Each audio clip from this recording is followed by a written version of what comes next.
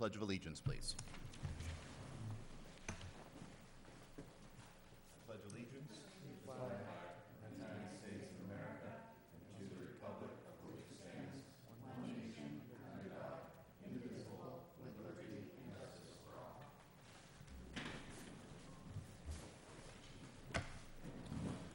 All right, a quick check to those in the audience to see if anyone is recording this evening's meeting.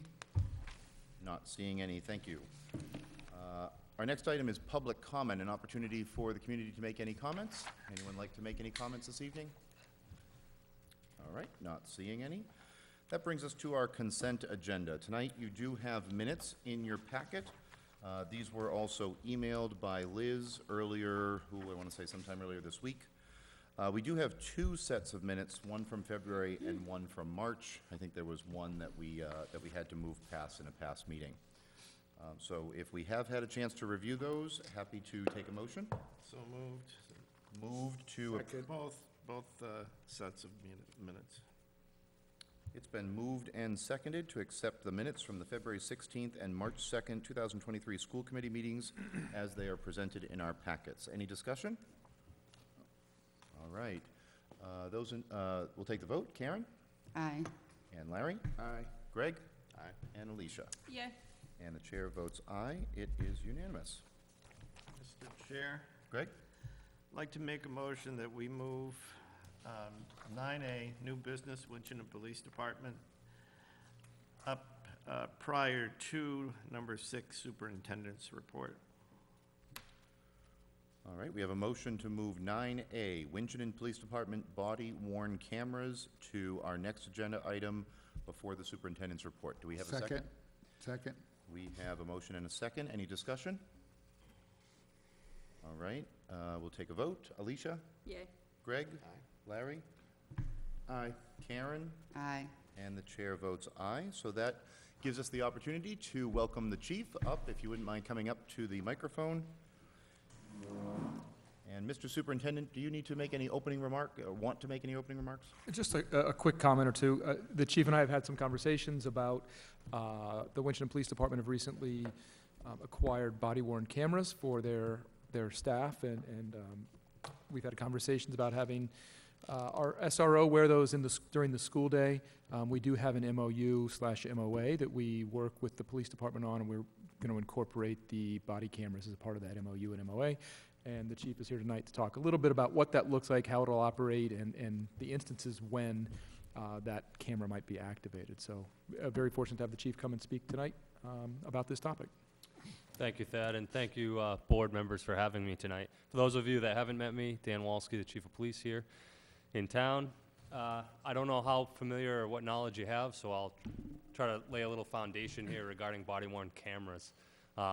As you know, if you've watched the news, it's sort of become the demand of the public for more transparency within law enforcement. And that's sort of what has drawn the advent of the body-worn camera. And many departments are going to that. Several departments locally, Ashburnham, Templeton, Fitchburg, Leominster, Lunenburg, just to name a few locally. And we got the cameras about a month and a half, about maybe 6 weeks ago, 8 weeks maybe.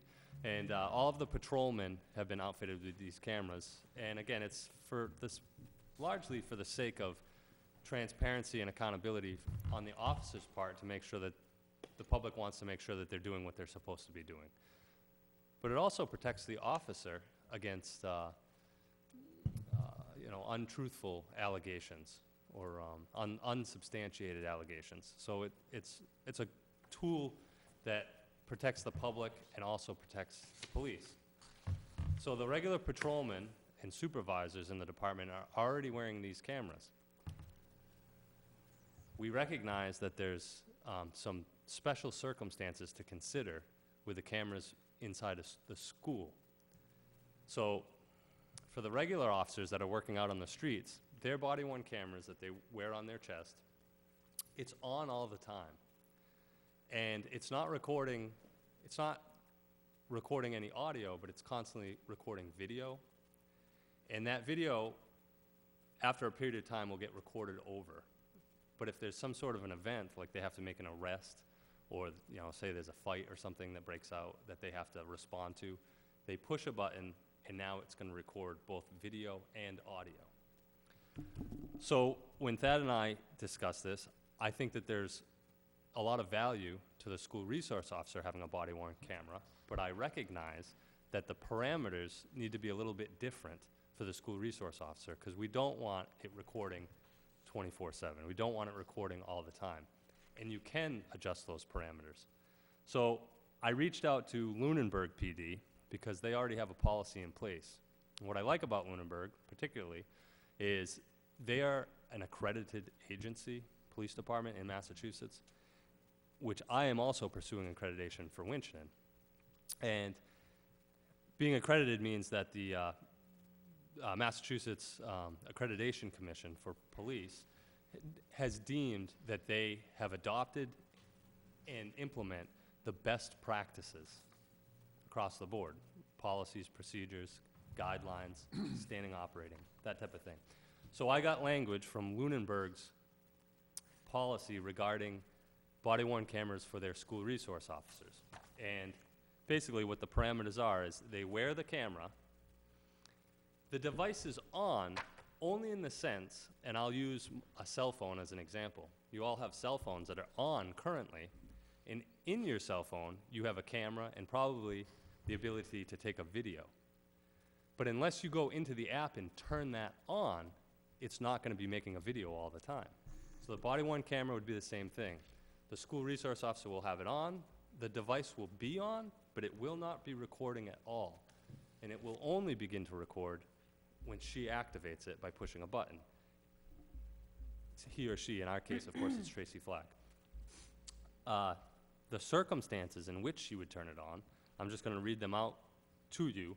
And this is from, again, Lunenburg's policy, which I would like to mirror the language, is while in a district building or district grounds, the SRO shall only activate their body-worn camera in case of suspected criminal activity or when assisting school personnel with matters that may result in disorderly or otherwise disruptive behavior in the school environment.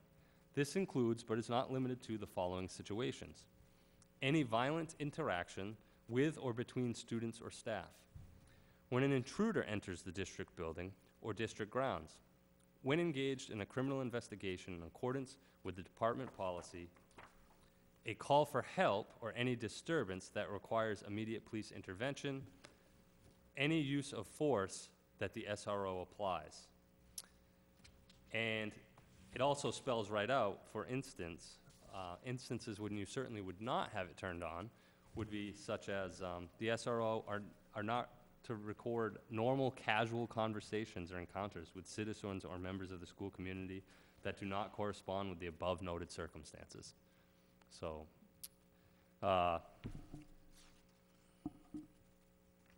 with that, are there any questions? Questions for the chief? Mr. Chair. First of all, I want to say thanks for bringing this to us and giving us an update. I wanted to see, just curious, not that we would change anything, but just wondered if, for our own edification, in case parents have questions, whether we could get a copy of the memorandum between you and Thad as to how the police officers will operate. Certainly. And I think it's a smart move. When I first heard about it, I did have concerns about the, how it would be used in schools. And thank you for being proactive and addressing that with the superintendent. I think it's a good idea. Sure. To be doing this, both for the protection of the officer and the kids and the staff. So That's just it. Like I say, it's a tool where it holds, it creates transparency with the officer, and but it also protects that officer against, like I say, unsubstantiated allegation, and it would also protect, say, like a fight, for instance. Say two juveniles were involved in a fight, and the SRO and a teacher ran over to break it up, and that would be an instance where the SRO would turn on the camera and break it up. Now, say a student says, "Oh, the teacher pulled my hair aggressively, and now we have a video that refutes that. See what I'm saying? So there's an example where it would be to the benefit. Mr. Chair? And just one quick question. Do the officers go through some sort of training protocol before they get the cameras and are told what to do? Yep, absolutely. So the vendor that we use is Motorola, and it's also then WatchGuard is a subsidiary of that, who we ordered the cameras from, and they provide it's an online training on the device and the procedure, and of course there's we have training just on our policies that's annual, a review and review and tests on the policies themselves. Thank you. Mr. Chair. Larry? Two questions, I guess. Thank you for this presentation, it's great. The first question deals with, have we investigated any legal background on this? Because generally the law is, the schools, we act in loco parentis. Sure. And so, when would a parent call in a police officer? When would I bet, as a principal, I've had to make those tough choices whether or not I call the police or not in a situation in the school. And one of the things I always think about is, when, I'm a dad, so when would I call some police officer to my home? Sure. I would try and de-escalate it on my own and that kind of stuff. So students' rights are a little bit, as you pointed out, are a little bit different than an adult's rights. And especially when we get to elementary school and even middle school. Yep. High school kids are a little more savvy, I think, but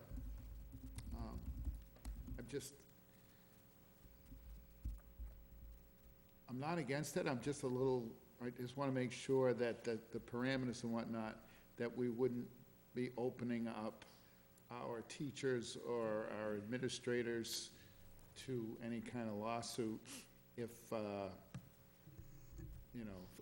police officer intervened, used force, and somebody got hurt. Sure. So I'll defer to Thad on this. I know that I believe he did speak with legal counsel. Yeah, to answer your question directly, we checked with legal counsel well before this, and there's no restrictions from our legal counsel that we, employ with the district. Other than, the advice was quite simply to inform parents ahead of time that this will be, that our SRO will be wearing this within the schools and inform them how it's operating. But in terms of any restrictions legally, there are none. And I'd like to just, 2 points that, when Dan was speaking, that came to mind, because I had concerns up front, and most specifically about that continuous recording. And so when we met, to hear that was basically turned off while the officer is in the building at all times, really allayed my fears around those types of privacy issues or those types of things. And then secondly, if we think about if we did not have an SRO in the buildings, and we were to place a phone call for support for whatever particular reason, those officers are coming in with their camera, and they're going to be on. And that would be the same type of situation that our SRO would be able to turn those cameras on. So when I think about it from that perspective, that if we didn't have an SRO, or on particular days when the SRO is off duty or that type of thing, and we would call for support, those duty officers would be coming in and wearing those cameras, and that would be a very typical circumstance. And so with our SRO having some guidelines under which she could activate that camera, which would be any type of guideline which she would typically, where she would typically engage in police activity within the schools, as opposed to sort of that community piece that really we like our SRO doing, made a lot of sense to me, and was something that Dan and I talked about and agreed would be a proper way to pursue. Alicia? Let's say that the officer neglects to hit the button to record. Are there repercussions for that person if something were to happen and you needed to rely on that? So there's 2 points to that, potentially. However, there is language in the policy that says when it's essentially they have the opportunity to turn it on. So if it was like a very high stressful situation, or say maybe something that they didn't have a lot of, the officer didn't have a lot of opportunity beforehand to realize it was going to unfold before them.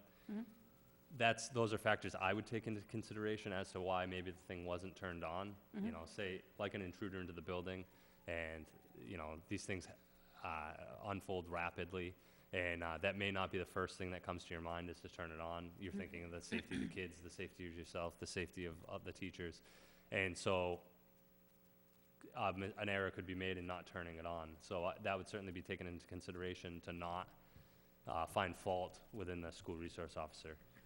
But obviously, you know, if you have, you know, not even looking at the school resource officer, but if you had an officer on the street that was, suddenly it was becoming a pattern, that every call they go on, there's not a video, and they're saying, oh, I just forgot. Yeah. That's somebody I'd probably look at disciplining, you know, Yeah. under those circumstances. Okay, thank you. Yep. Can I have a turn? Yes, Yeah. Karen? So, and I'd love to see a copy of Lunenburg's policy, too. Certainly. I guess my questions would be, and I thank you for this presentation and the thoughtfulness gone into it, both with you and the district. You know, but I question, and I'm not against it necessarily, because I do think it protects the students, our teachers, staff, and the officers. I am a little leery of suspected, some of the wording, where you say suspected criminal activity, like that's very subjective. That could be The reason very interpretive. Sure, not to interrupt you, but I think the reason that the word suspected is to protect the innocence, the presumed innocence. That's why that language is there, I believe, would say, because like everyone is innocent until proven guilty, so they don't want to put in there the guilty party or the person that's involved. So that suspected would be the fact that it's protecting the innocence. That you suspect that this is. I'm not objecting to the Sure. suspected part. Sure. I'm saying that, you know, there may be something that somebody may, it could just be utilized in a way against somebody. It's just me overthinking. I certainly appreciate that concern. Just thinking that, you know, somebody might say, oh, I think he did this, you know. Right. It's just, I just think there is interpretation there. I just wonder, maybe in putting together your own, you might want to outline a few examples. Sure. Mr. Chair? Greg first, and then Larry. I just, because you happen to mention it, Mr. Superintendent, have parents been notified, or are they going to be notified? We would be notified after this evening. Okay. And I think there's two important points here as well to make, I think. One, we have cameras all over. Currently, everything is being recorded in the majority of our buildings, except within classrooms. There are a few places where there are not cameras. So I think a really important point is the buildings are already being recorded. So the difference here is that the police officer is wearing a camera for, in this particular instance, direct interactions that may result from some activity. I think secondly, in sort of, you know, addressing Ms. Cass' concerns are, I think it's important to understand how the SRO works within a school building. The SRO is there as sort of, community support Absolutely. in engaging the community and engaging the students. They're not there like being suspicious of police activity, right?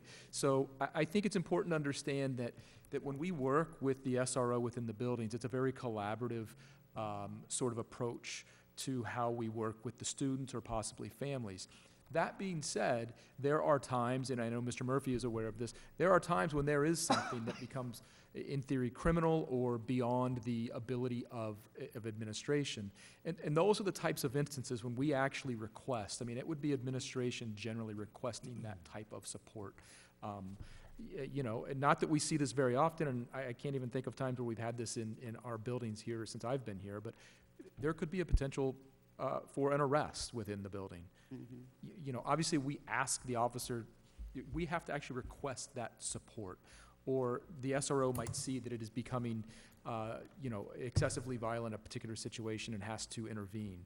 But I think it's important to note that the administration actually is in control of situations until a certain point, and we request that support. So, you know, we might question students about an activity or something that they've done. That doesn't involve the police. And until we become suspicious over possibly, I'm just putting things out, drugs or weapons or those types of things, and it rises to that occasion before we turn that over to the SRO. And those limits are pretty extreme, at which point that becomes a police matter and no longer a school matter. We sort of, once things become a police matter, we back off.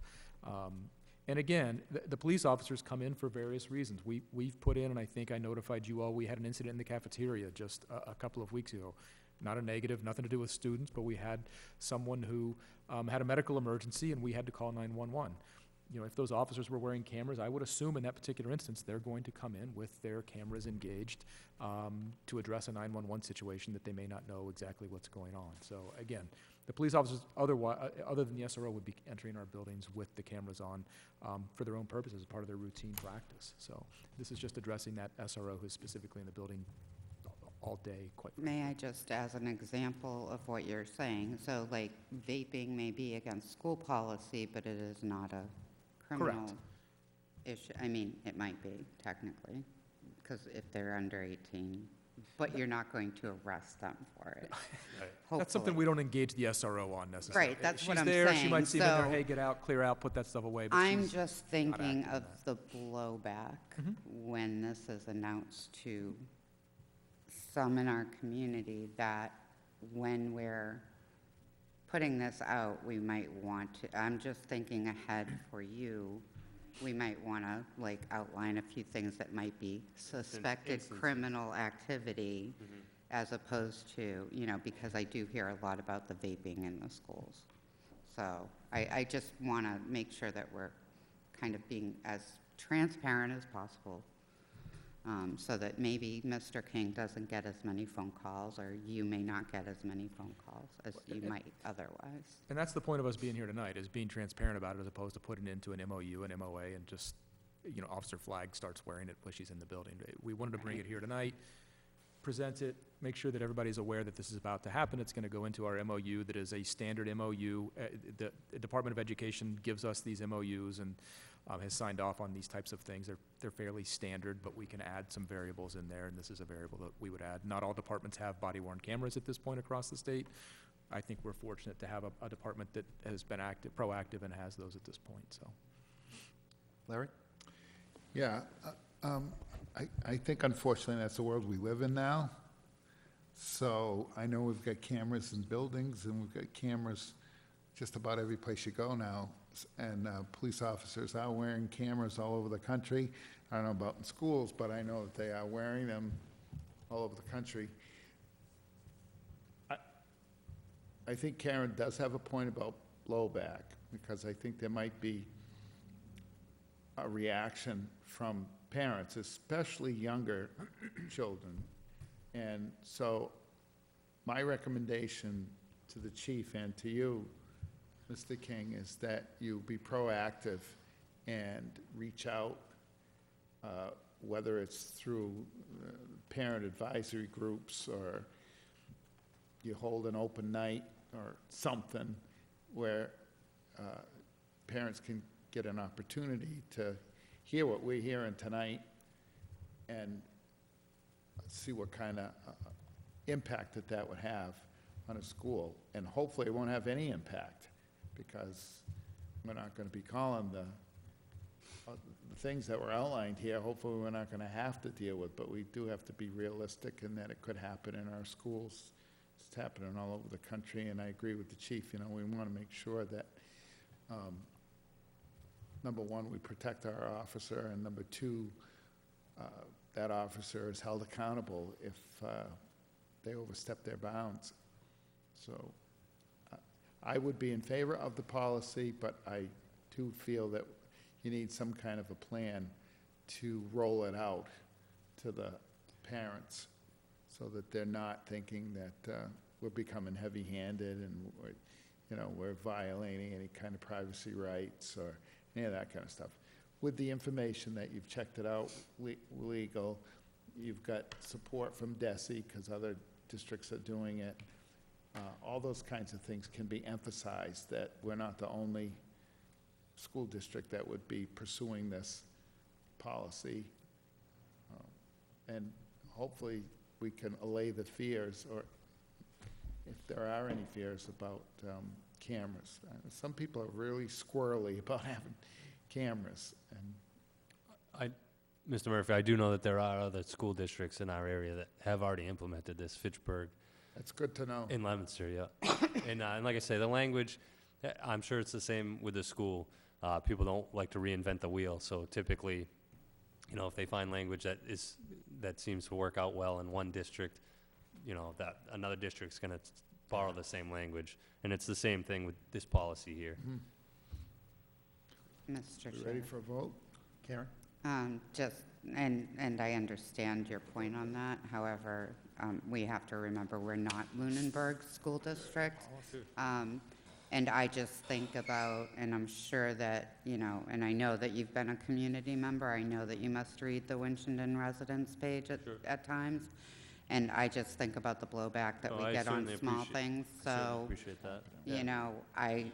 I just have to think proactively about, that. And, my key thing is, first of all, we need to protect, the privacy of all the parties involved anyways. Sure. But, I also want to make sure that we're doing the best thing that's going to protect the school district too, and protect, not just our people, but our resource officer and the police too.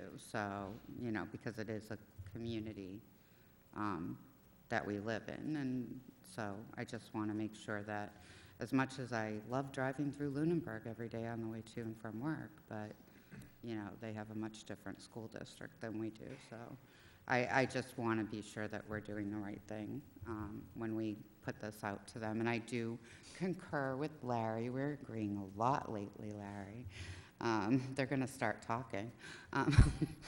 But I think rolling it out with some kind of info night, I think it would be great, because I do think that we do have a few people that Certainly. I feel you will hear from, and maybe even having one of the body cameras to show them that it's easy to turn on and off Right. would Certainly. be really good. Show and tell is always great. Sure. Thank you. Thank you Chief, I for wanna say being here. thank you. This is, obviously, this is a great opportunity for community disclosure, information sharing. This is one venue. You've heard some good suggestions tonight about how we can share this information even better, which is important for our community. This is not an item for our vote. This is not our policy. This is not our practice. This is the policy and the practice of the police. However, the MOA, MOU that will come along is something that you've heard some good feedback tonight that will help in drafting that. So thank you. Thank you for the presentation, for your time tonight, and for your investment in this topic. Absolutely, and thank you very much, all of you, board members and superintendent, for your time and your listening this evening. Have a good night. Thanks, Chief. Have a good night. Good night. Aye.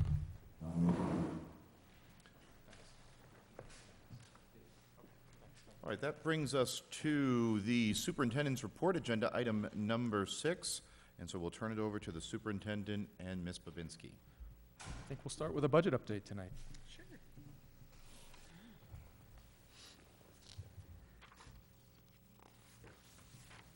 Okay, so in your packets, you have a budget summary, year-to-date through March 31st. You will, sorry, TV. Are you plugged into the TV? I am. Okay, it's all right. It's We've on got the paper. screen, it's not coming up there? No, it's okay. Sorry. We'll get the paper. Okay. You will notice in your munis report that the budget transfers that we presented a few weeks ago are not in the munis report. However, they were taken care of by the town accountant today. So at our next budget update, you will see all those transfers and some of those, cleaning out some of those negative line items, particularly with salary. that we discussed previously. We are in a great spot for year-to-date. We are currently working in the accounts payables office. I say office, but it's one person. But we are working in the accounts payable office to clean up any outstanding purchase orders, get some idea of where we're at year-to-date.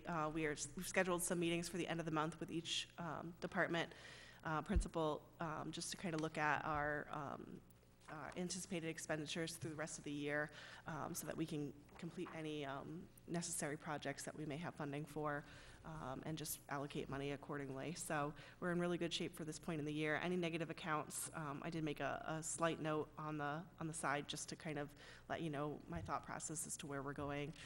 For example, some of our sub-line items are negative due to some long-term subbing.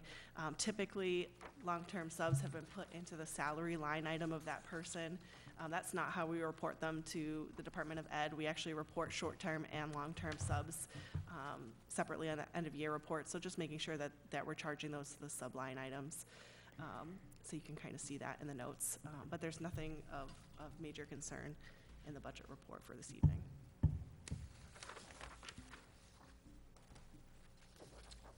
Questions on the budget? Agreed, before the transfer, even before the transfers, the budget looks really good, so. Yes, Well that's well correct. done. All right, thank you.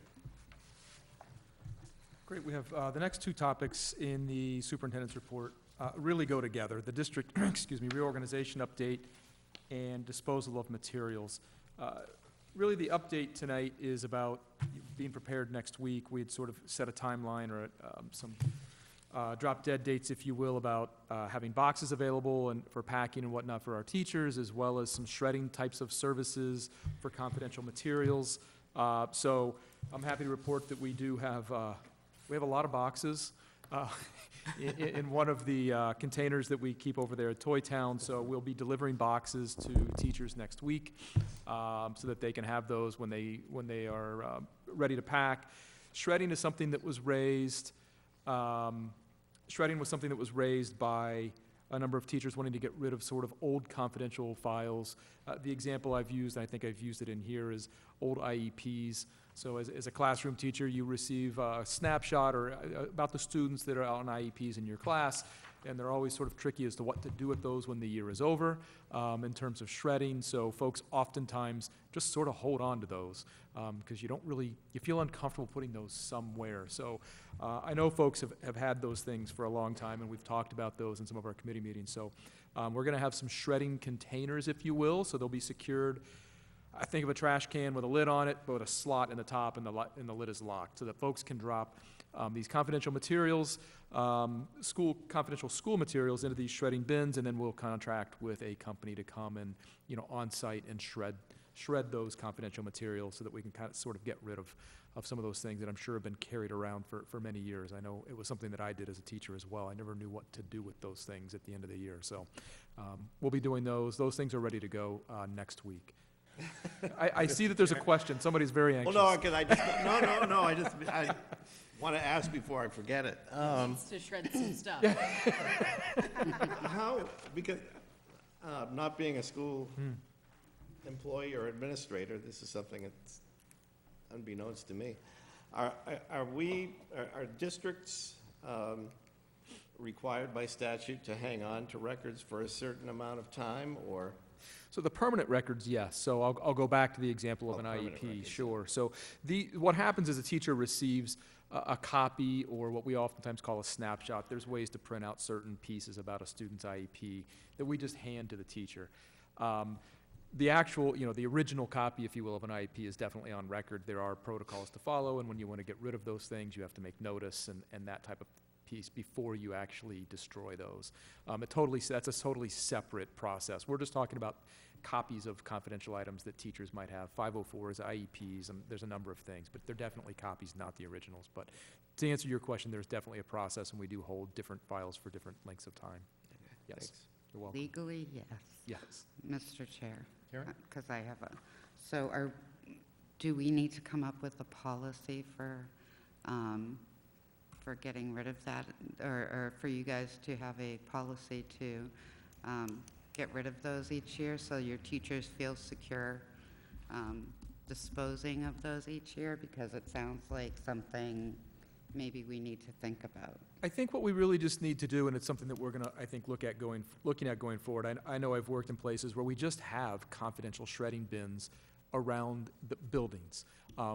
Usually typically near a main office or a teacher's workroom, that type of thing, where folks can just come and drop those periodically throughout the year.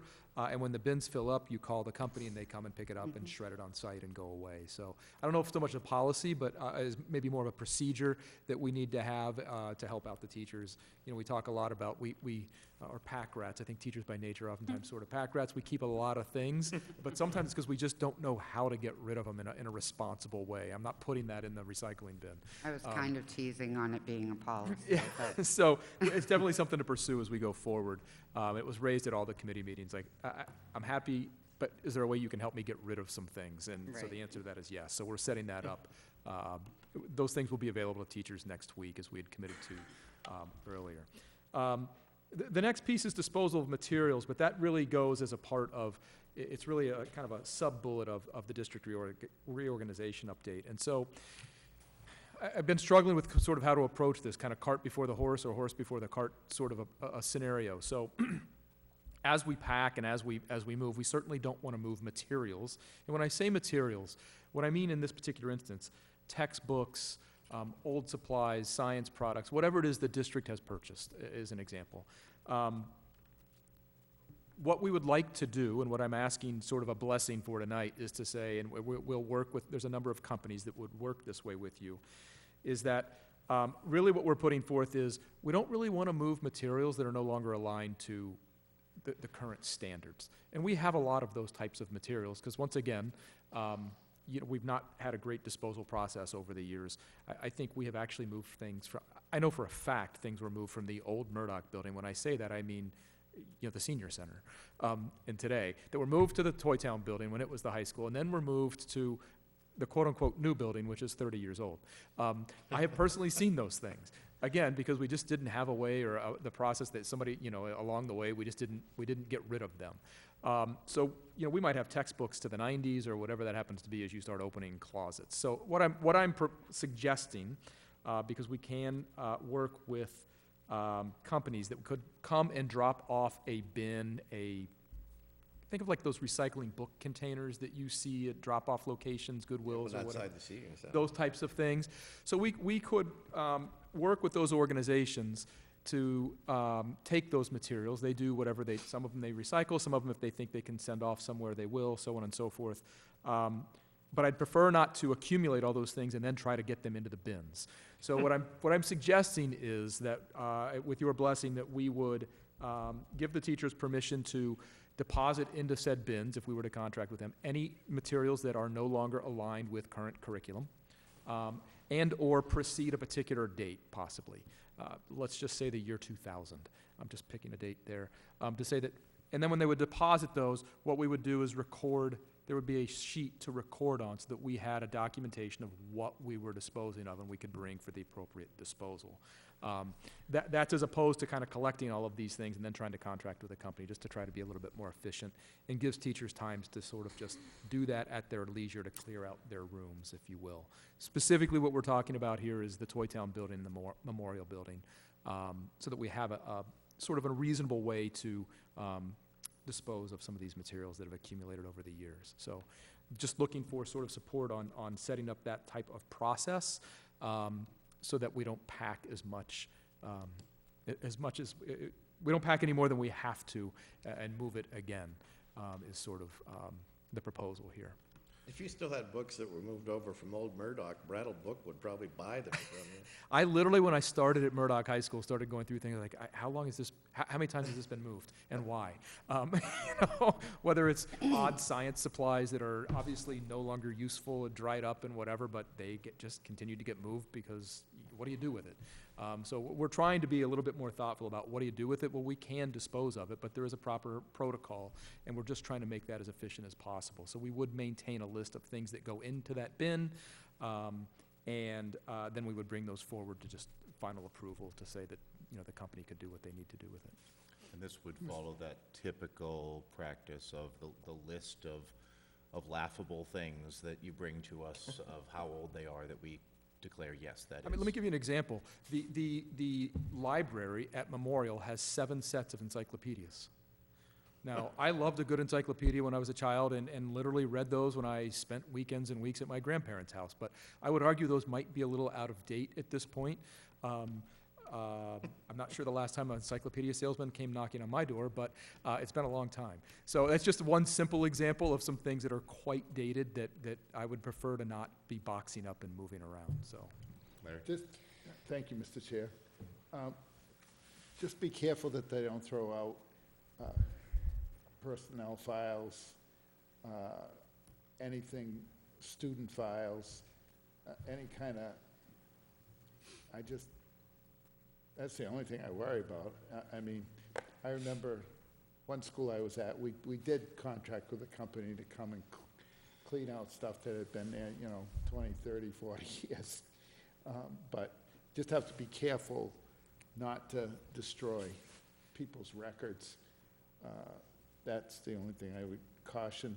And then also, that would be the same for now for teachers with the shredders, to make sure they're not shredding something that should be preserved.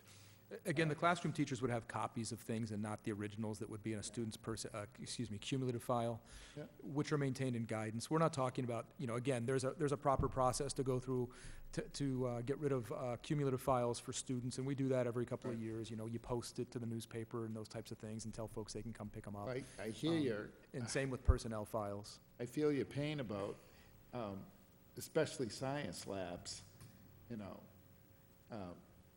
one school I was at, the fire chief came in and looked at some of the stuff we had stored, and he said, you're gonna have an explosion here unless we get rid of some of these chemicals.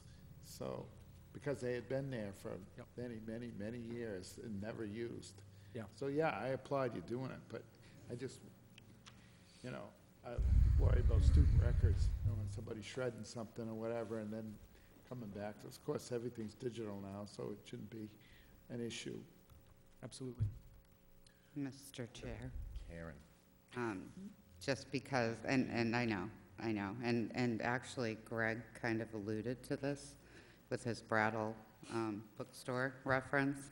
I would say, just because I have actually dealt in antiques and everything, and I'm not saying these are antiques, though you may find some, who knows? But you might want to have somebody who's, and not me, but somebody who is savvy in books, like those encyclopedias, you never know. Oh, yeah, I was giving you extreme cases there.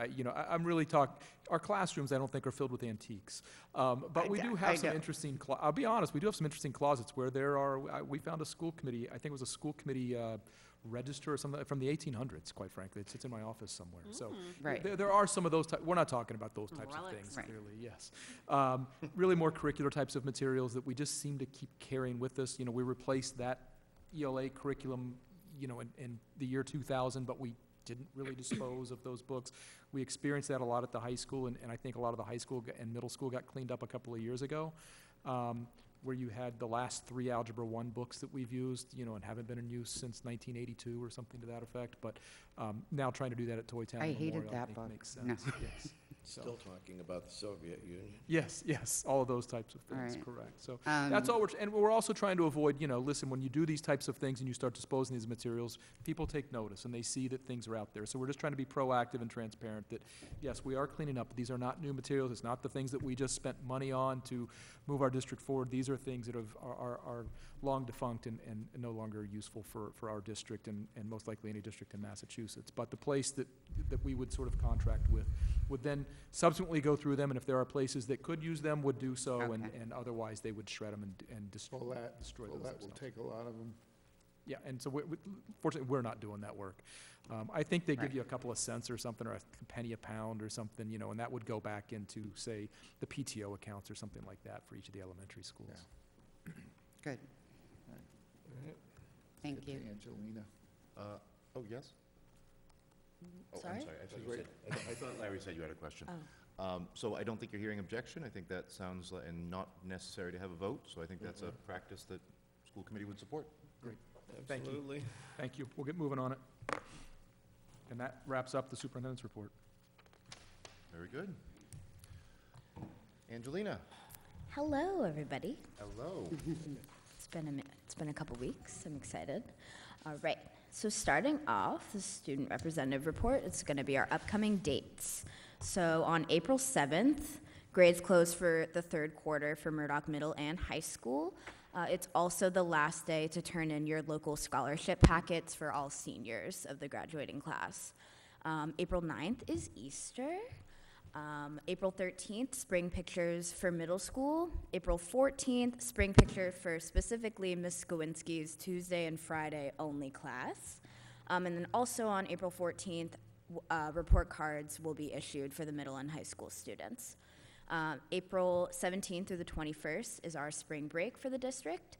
April 28th at 9 a.m., quarter 3 award assembly for the middle school will be taking place.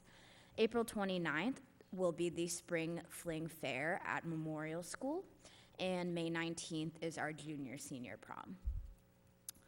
So starting off with events that have already happened, the annual Morton E. Converse Tournament of Plays was held at Murdoch High School on March 24th and 25th. Each cast of students performed in the competition for Best Play, with the junior class of 2024 taking the prize with their play, A Cut Above the Rest. They then had the opportunity to perform their winning play in front of the entire student body last Thursday. Most entertaining performers were senior Angelina Della Santa and freshman Romeo Medeiros. Best performers in a supporting role were senior Tiana Gressel and junior Patrick Bouchard. And best performers were senior Camille Hart and junior Mark Quinn. Congratulations to the award winners and all of those who participated. On March 27th, members of the Murdoch High School Select Choir participated in Clark University's regional invitational performance of Mozart's Requiem. Our students tirelessly practiced learning the hour-long song in Latin. We joined several other students from the region to sing the work, conducted by the head of Clark University's music department, Colleen Marcel Manson. We rehearsed all day, learning from some of the best in the region. Once it was time for our performance, our students sang alongside the New England Symphony Orchestra, as well as world-renowned soloists and members of the Clark University Choir. Videos of this performance should be posted onto YouTube eventually, so make sure to be on the lookout. Which brings us to this past Friday, March 24th. Tiana Gressel and I had the opportunity to attend the Student Government Day in Boston at the State House. We played the role of representatives in the House and had the opportunity to debate various pieces of fake legislation, so that we had the opportunity to learn about how floor debates work and how that state government process happened. And it was also cool because we had the opportunity to meet some state representatives and senators who, we had the opportunity to converse with them and talk to them, which was really cool. Which brings us to today. Today, the spring NHS conference sponsored by MSAA was held at the College of Holy Cross in Worcester. Mr. Larry Murphy was recognized at the beginning of the conference as a Friend of the National Honor Society in Massachusetts for his years of service to the state organization. Tiana Gressel and I had presented a workshop to other students about the Wreaths Across America program. The Murdoch chapter of NHS was recognized as a commended chapter.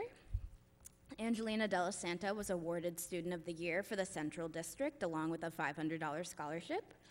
And the Everett Masters... Hey, hold on. That's impressive. Congratulations. Thank you. And the Everett Masters... the Everett Masters Advisor of the Year award was sent to Miss Rondeau. Oh. It's very good. Show the plaques. Coincidence represent. Show the We plaques. have our awards in the hardware. I don't know if you want to look at that. It's just our plaques, and then the folder is our chapters, award. Commended chapter. Sorry, could not think of the word. So yeah, that was very good today. Which brings us to this upcoming Saturday, April 8th. Tiana Grissel and I will be attending the Massachusetts Association of Student Representative Conference in Marlborough. We'll be joining school committee student representatives from across the state to discuss legislative ventures our association is pursuing, as well as discussion and collaborating on efforts student representatives can make to further impact serving their role on their school committees. The CDMSC Student Council Spring Conference will be held next week on April 13th at West Boylston Regional High School. The Murdoch High School Travel Club leaves for Italy on a Thursday, April 13th, with 12 travelers. Next year's trip is in London. Please see Ms. Rondeau or Mr. Collins for more information. The Murdoch Food Pantry is looking for food and/or monetary donations to help keep the pantry stocked with non-perishable foods. Donations can be dropped off at the Murdoch High School main office. Please contact Cindy Lou Rivers at 978-297-5052 with any questions. On April 11th at 10:45 a.m., community and school outreach through the Office of District Attorney Joseph D. Early, Jr. will present the dangers of vaping to middle school students. This presentation includes topics such as defining what vaping is and what chemicals are in vaping devices, discussing how vaping affects brain activity, long and short-term health issues students may encounter when using these devices, addressing vaping risks using real-life examples and popular myths on device safety, and Massachusetts state laws regarding the use and purchase of tobacco products. District Attorney Early's office will also provide tips on how to quit, seeking professional help, and further educating on additional resources. The junior-senior prom will be held on May 19th in the spirit of Boston with the help of Murdoch Trust and the ENDD grant.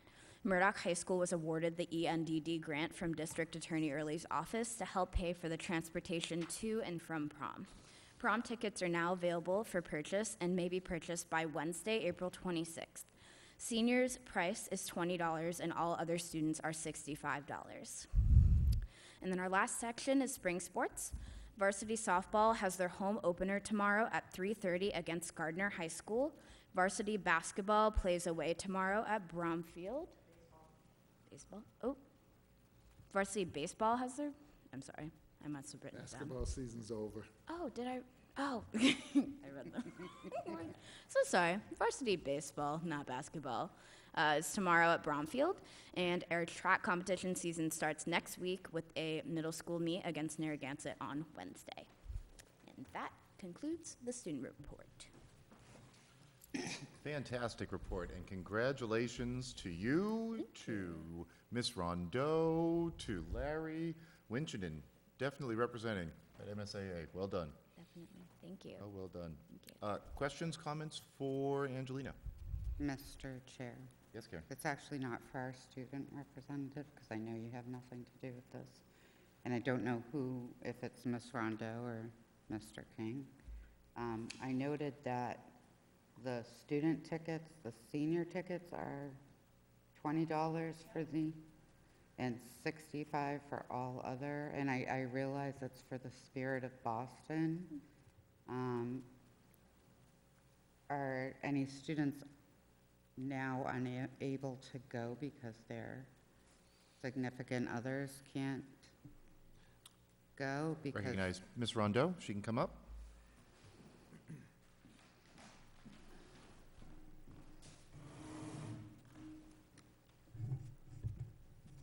Mr. Chair, Stephanie Rondeau, Murdoch High School.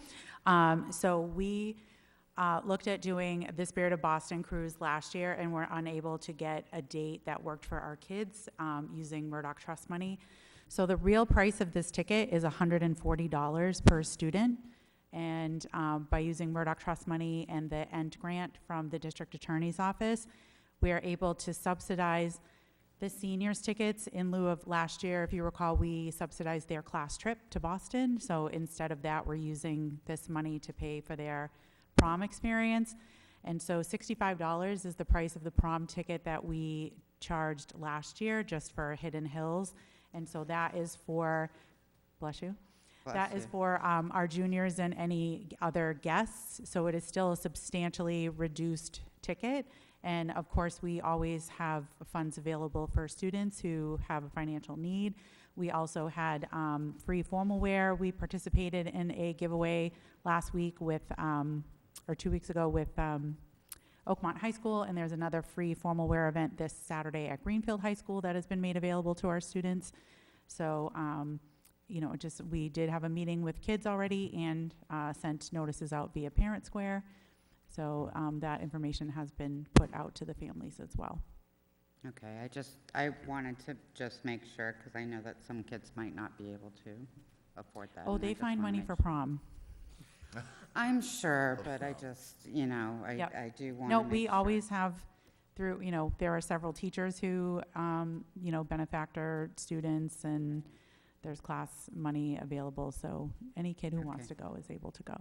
Okay, I just wanted to make sure that information was out there. Thank you. You're welcome.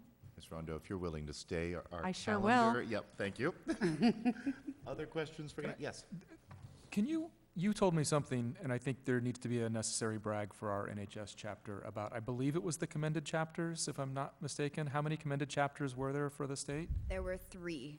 And how many Heard of. students do we have in NHS compared to maybe some of the 17 larger chapters? students. 17 students. So I think that's a really great brag for Here we go. our school. 3 commended chapters, and we only have 17 students, so I think Yeah. it's quite impressive. So for today what at they're doing. the, I conducted a couple of advisor sessions along with Mr. Murphy, and you break, one of the sessions, we have chapters with fewer than 40 students, chapters with 40 to 70, and then chapters with over 70. And there were 5 schools there with fewer than 40 members. And then all the other schools that were in attendance had 70 or more. And so I just wanted to point out, again, we are small but mighty, and came home with, you know, some great accolades today. So, Fantastic. Well done. thank you. All right. Thank you, Angelina. Thank you. All right, that brings us to item 8A and the 23-24 district calendar.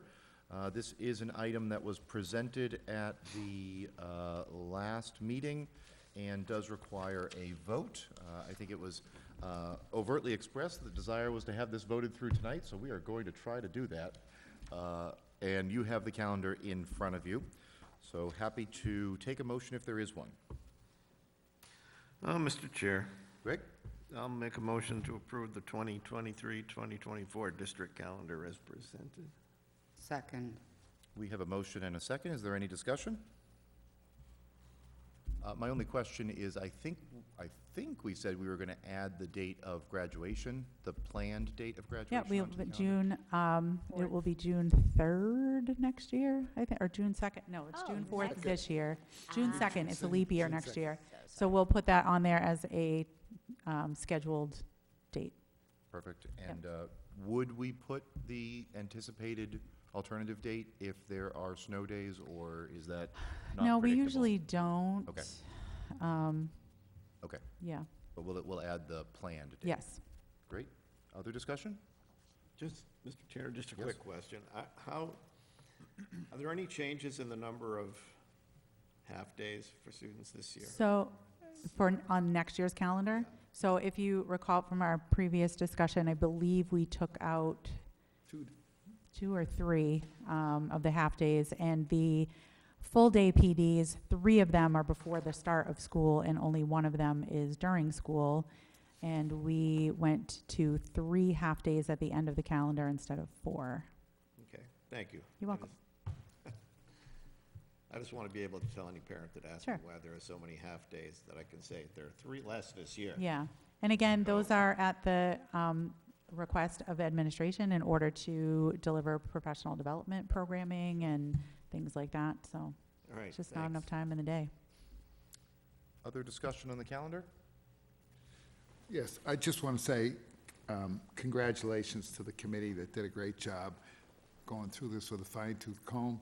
And I was willing, I didn't see the graduation on there, so I was willing to vote for it anyway, thinking that I had been defeated. No, we'll But- put it on. But, Mr. Collins asked me today if there were updates, but, so I was going to we'll do vote that. yes with the. yeah, he'll probably have it before we leave this building today. All tonight. right. With sadness, I was gonna vote yes with sadness. No, we'll put it on and put scheduled. All Oh, you right, guys did a great job, really. It was Thank you. fun. It was good group. thank you. You're welcome. So we do have a motion to vote through the 23-24 district-wide calendar with the assumed acceptance of the slight addition of graduation. And so with that motion, we'll go ahead and take a vote, starting with Karen Aye. and Larry. Aye. Greg? Aye. Alicia? Yay. And the chair votes aye. Thank you very much, and thank you to the committee. All right, that brings us to our policy subcommittee update.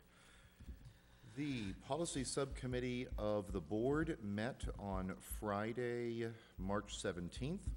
We had a presentation from Ms. Haro regarding the special education policies that were necessary because of changes that have happened at the state level, as well as a need to clean up some of our existing policies. Those policies needed some additional information and are being drafted by Ms. Haro now and will be sent on to the policy subcommittee for our review. We will do that review and then make that presentation of that policy to you all at a full board meeting in the future. Additionally, the policy subcommittee went over the updates that have come out from the MASC. Every year, the MASC provides a summary of updates that they have made to their policies. Because the MASC provides standardized policies that many school districts use, including Winchendon and others, those updates flow right into our policies, but it is necessary for us to be aware of what those changes are, and if they have changed any of our policies, vote them through. Therefore, the policy subcommittee will be reviewing what those updates are, providing you with an identification of what those changes have been, and then allowing you to vote those through if you so choose. Both of those things need to be put together and presented so that the policy subcommittee is able to review them, and then they'll come to a future board meeting where you will see them and vote them through, presumably by the end of this academic year, for next year. Anything else you'd like to add, Karen? I think we will break up the, we might break up the MASC policy updates a little bit for you guys, only because there are quite a few of them. So we might present that at more than one meeting. I think that's what we discussed possibly doing. Thank you. Is there Any anything I questions would about add? the policy subcommittee or the work that is coming up regarding policy? No. All right. Next item is 8C, the Joint Committee on Cost Revenue Sharing. Yeah. It's been Really dissolved. I nothing to- think that's an error that it's even on here, quite frankly. Yeah, I mean, everything pretty much was done prior to the joint meeting that we had with FinCom last week. The only thing, since I'm talking, that I'm going to add is to emphasize that, and I did talk to Mr. King about this as we were walking in tonight. I'm still hoping to see at least a draft of a memorandum of understanding between the town and the district regarding dispersal of the funds, the override funds, because I'm still uncomfortable with the way it's being dispersed without something in writing before a town meeting. Again, maybe not a formal agreement at this point necessarily, but even, a page with a few bullet points on it would suffice, not just for me, but for the other townspeople that are concerned about it as well. Mr. Chair. Karen? So, in line with what Greg is saying, when this was first mentioned last year, when we gave up that money, we all spoke about this, because I brought it up, that we needed something in agreement with the town in writing, that even though we were giving up the money, that we were not giving it up permanently.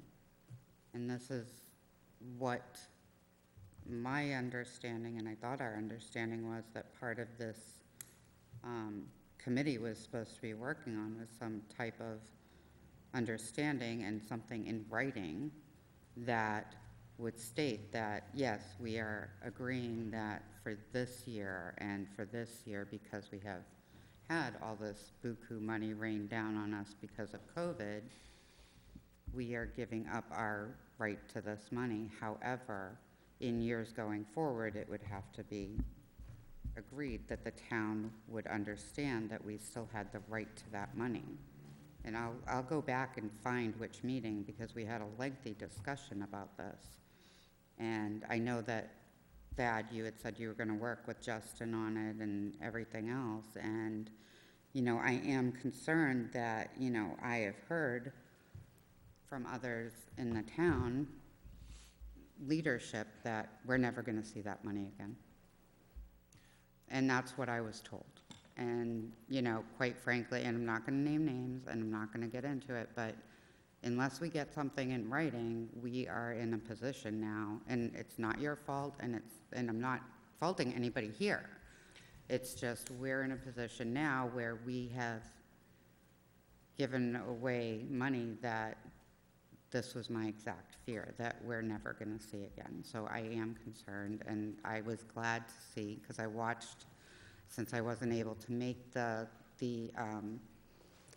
joint committee meeting, I was glad to see that Greg had brought it up and was so eloquent about the fact that we needed that kind of agreement. So I don't know, are you still working with Justin on getting something in writing, saying that?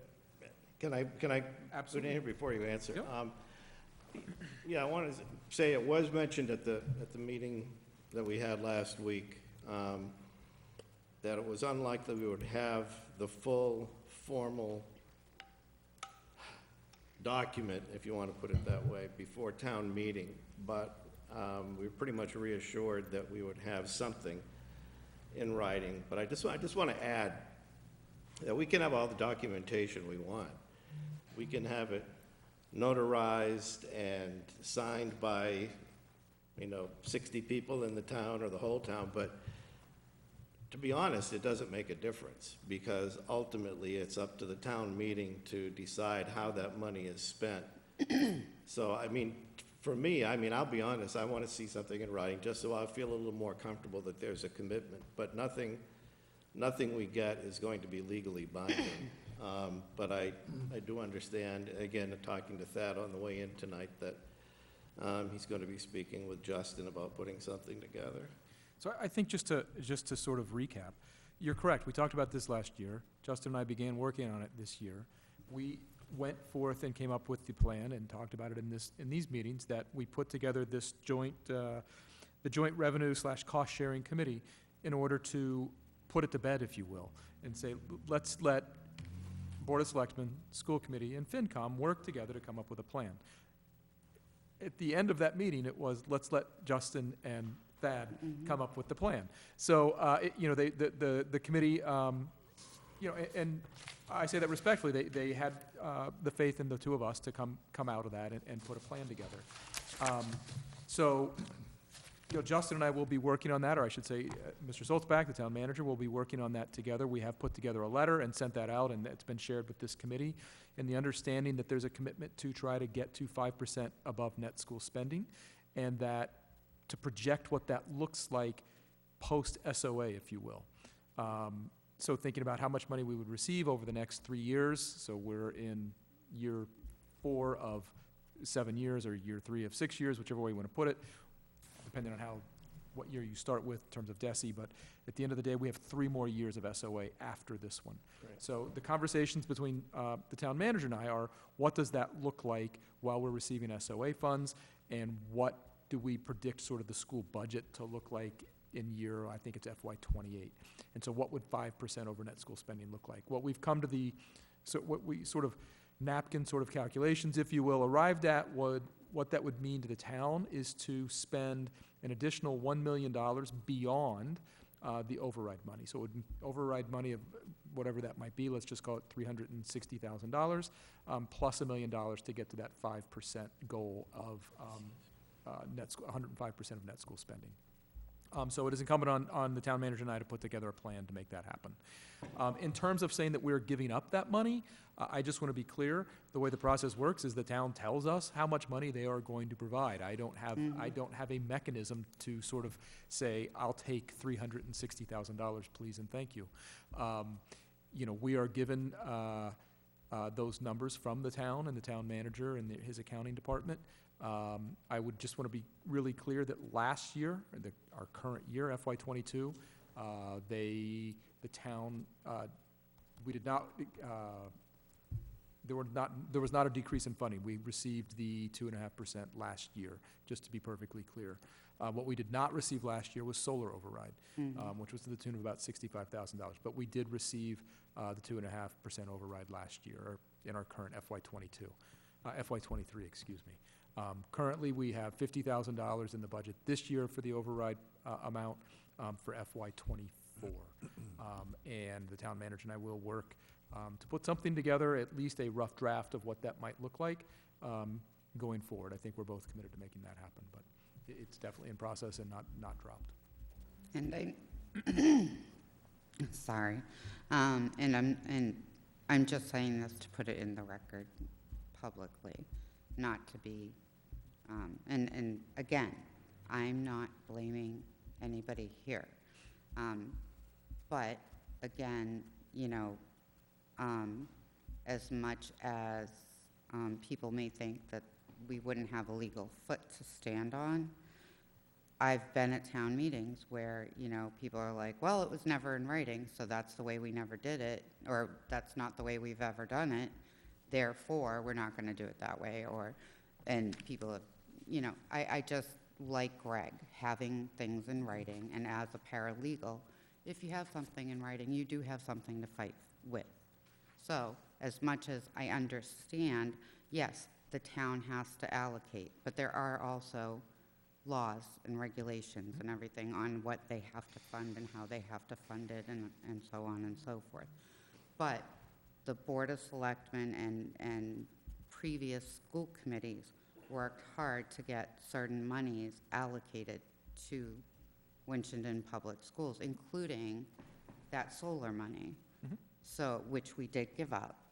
And I want to make sure that we have something in writing saying, yes, we gave it up. However, we want to make sure that at some point, if we need it, you know, I it just does would come argue down. with the comment of we gave it up.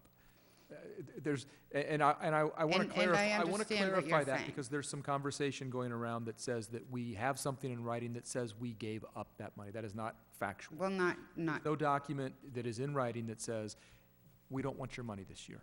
That did no, not happen. I'm not saying there's anything in writing saying that. I am telling you that that's going around. And what I'm Okay. saying is there is nothing to that fact. There is the only thing that we've put out is the letter from Justin and I, which says we are going to work toward rectifying that. And so that's what we will continue to endeavor to do, quite frankly. That's where it stands today, and I don't know where that's coming from. I hadn't heard that, and that might be a cross communication. I think another very important point is if you go back and look at net school spending from 2014 forward, and I believe, and the folks in this room could tell me better than that, I think that was the year of the override. This isn't the first year that, you know, we're not receiving some of those funds. And you can tell that by looking at how much money we've received, you know, how much we've spent over or under net school spending since 2014. And if we were receiving the override every single year, then we should be, you know, a percentage point or so over net school spending every single year. And the records show that that's not the case. So, you know, I feel confident that the town manager and I will work together to create something that I think works for the community as a whole, not just the town and not just the schools, which I think is the really important part here. Thank you for the discussion, folks. Definitely a topic that has come up more than once. We are glad that we are at a place now where, let the record show, the superintendent has worked with the town manager as the joint committee asked them to do. and has resulted in a document that is in the hands of both the town and the school, indicating that the agreement for FY '24 is not permanent and will be renegotiated for future fiscal years. So we should feel relatively confident in having that document and trusting that our superintendent is doing his work to renegotiate, or to plan to renegotiate that for all future fiscal years. So thank you for finishing up that project, and very glad that the budget is passed and that we will be moving forward. Thank you.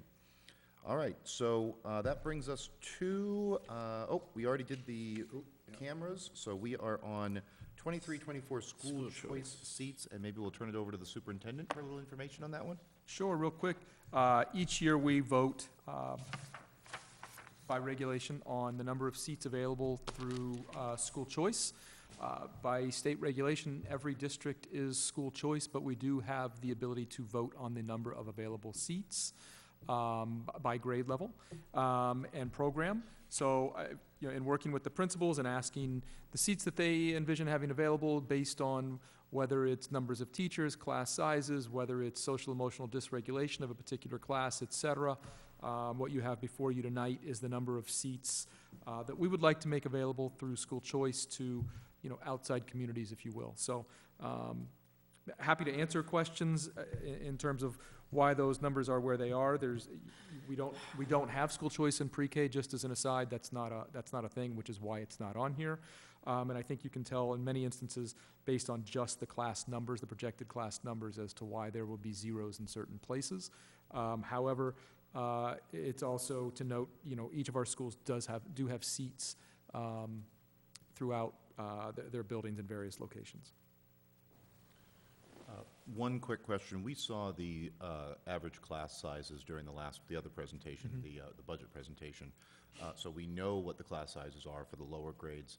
If 15 or 20 students entered, which is not very likely, but if some portion of the 15 or 20 students entered the high school grades, do we have a sense for the numbers of students that would be in classes? You can't really do home classroom, but... It's really hard to do in the high school, to be honest.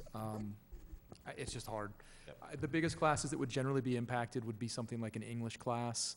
The difference there is we do have 6 sections a day. So if we just take freshman English as an example, we have the opportunity to have as many as 6 sections a day or 6 classes of classroom English a day. So even if you got to 120 students, over 6 classes, you could still be at 20 students in that room. So it's just really hard to predict those types of things. But I think in looking at some of these as an example, grade 8, projected for grade 8 next year, really just trying to round those to 100 is sort of the idea in general, the seats that are available. And there's always movement. We take students in school choice, and students leave. Throughout the year, there's some variability. We're not a highly transitive sort of population here, but we do have families that leave the district over the course of the school year, and so sort of trying to take some of that into account as well.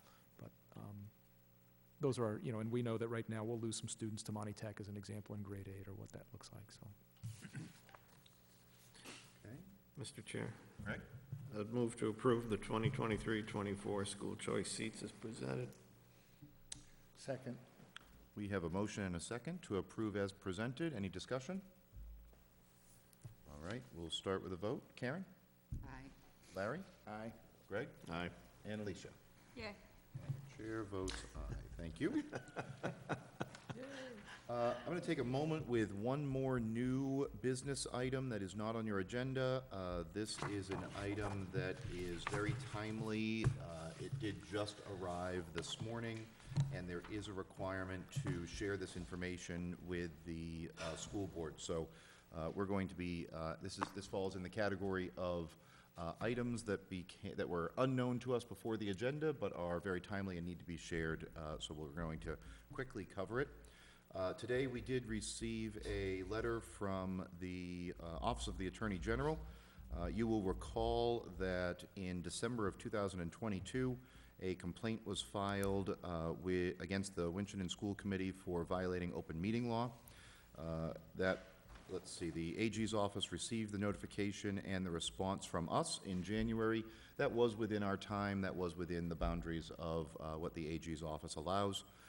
However, since January 10th, the AG's office has been allowing for the period of time that's required by law for the complainant to appeal or to provide feedback based on our response. And as of March 20th, that period has expired.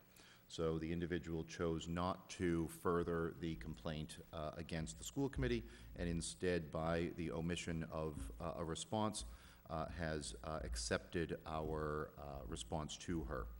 So this did arrive on April 6th, that's today, yes, April 6th, and this is the disclosure to you that that matter is now closed. Any questions on that one? All right. That brings us to old business, which I don't think there is any of. And future agenda items. We have the DESE Student Opportunity Act report on there. That is the SOA that we've been talking about so much. So that's something that continues to stand out there. Anything else that we've talked about tonight? Or any other agenda items that folks would like to add? Okay. I think one of the things, oh, go ahead, Larry. I just said crickets. Crickets. Yeah. I think one of the things that we had never really made it onto the list, but we talked about it, and it's related to what we, kind of what we heard from the chief of police tonight, was the opportunity to hear a little bit about school safety from the police or the student, the school resource officer. If maybe we could add that to the list. And I spoke to the chief about that, and he said he would be more than happy, probably not tonight to discuss it, but to come in and talk about sort of how the police department addresses those concerns as well. So he said he'd be happy to do that. Mr. Chair, I do have one,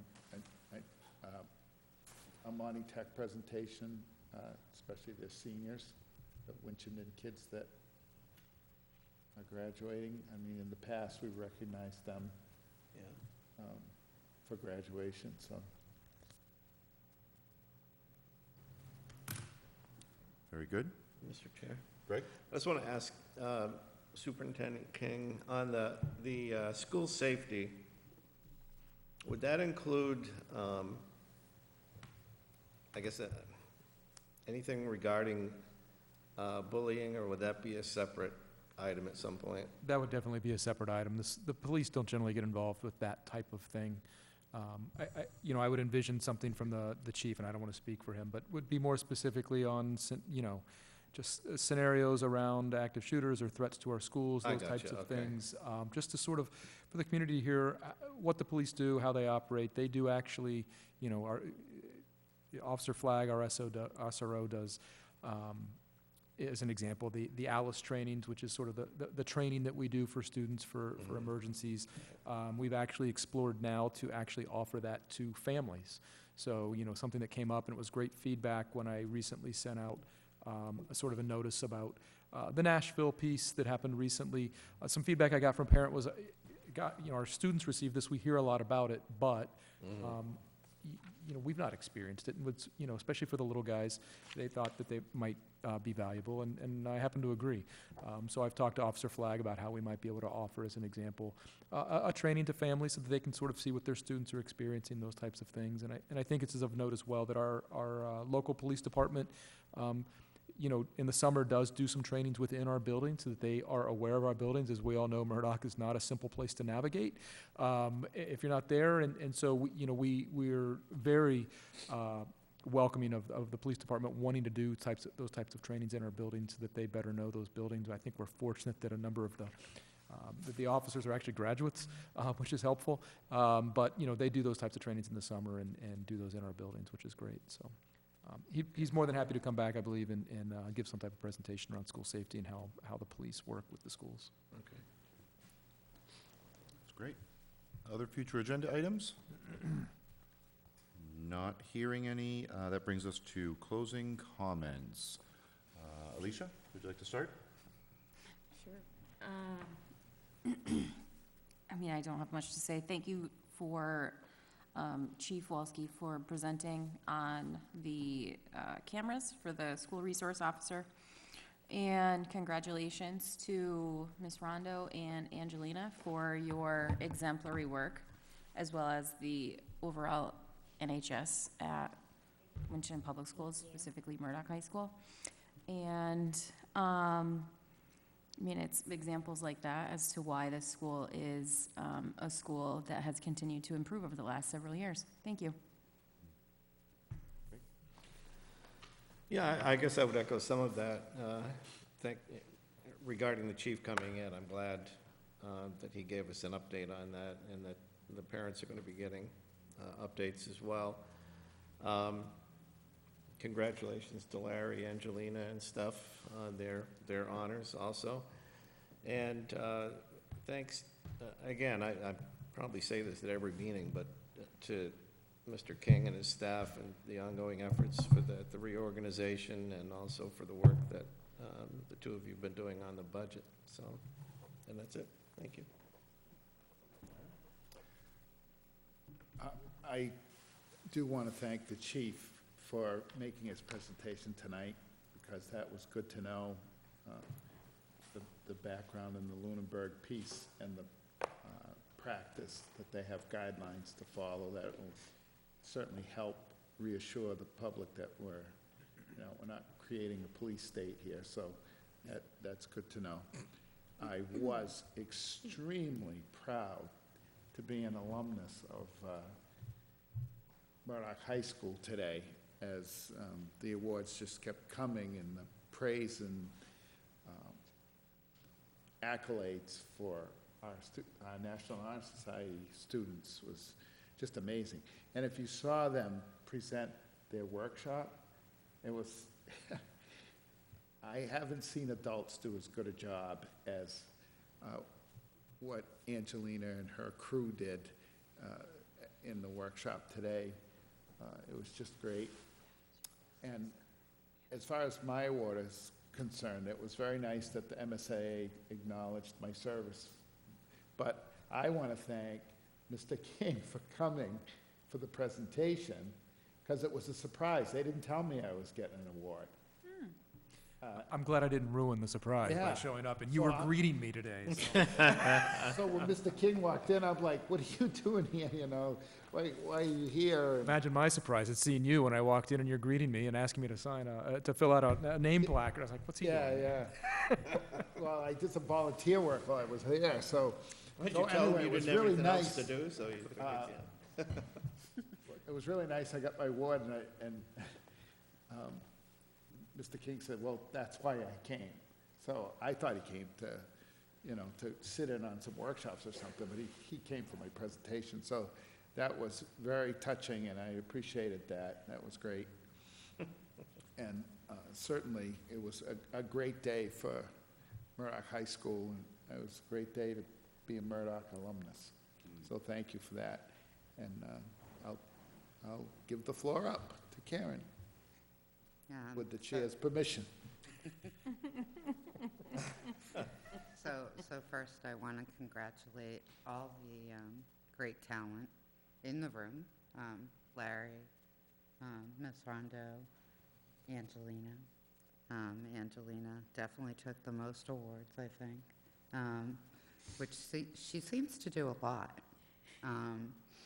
But I want to also congratulate all the other students that I can't remember all their names because it's been a long day. But I do want to recognize all of them for all the hard work they've done and all the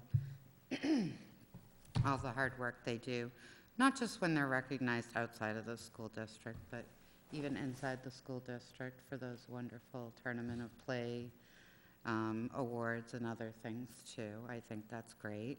I want to thank Dad for going, and I'm kind of disappointed you didn't heckle him a little, but other than that, because I'm disappointed that we didn't all get invited so we could go and share in getting to see you get the award, because I congratulate you on that. I think it's well deserved. Thank you. I want to thank the chief for being here and thank all of you for the presentations. and for having the budget put together so well. I appreciate that always.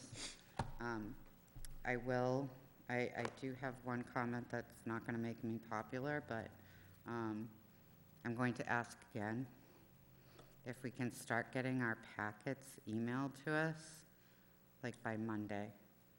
Because getting them emailed to us the day of the meeting, I can't read it during my work hours. So, I mean, trying to read a budget, trying to read all the meeting minutes, I'm doing a disservice to my constituents when I can't go over these things prior to a meeting. So I would like us to have the meeting packets by Mondays, because I think that's reasonable. I know for a fact that our Board of Selectmen gets their meeting packets on Fridays before their meeting, so I don't know why we can't do that. So I would please ask that. Thank you, and I hope everybody has a great Easter or Passover or whatever you celebrate. Enjoy all the candy the day after Easter when you go and buy it for cheap. I actually have closing comments. I never do. Thank you all for your kind words about the awards for NHS. It was definitely great to be able to go and attend the conference. And it always makes me happy when Murdoch, when we're so small, when we're getting recognized for these great things, because you don't think that such a small group of kids will be able to make this large of an impact, but it does make me proud to be able to say that I have received this award and our chapter's been commemorated from the state when only 3 schools have been recognized. And I want to thank Ms. Rondeau, because the award that she received is very esteemed, and she definitely deserves it, and none of us and none of our chapter wouldn't be in the state that it is without her. And I thank her so much because she deserves it, and she's amazing. And thank you to all of you for your kind words. Fantastic. No comments from the chair tonight except to say congratulations, everyone. Nice job, and happy Easter and Passover. That brings us to our adjournment. Happy to take a motion. So moved. Moved? Second. Seconded. All in favor, say aye. Aye. Aye. We are adjourned at 7:32.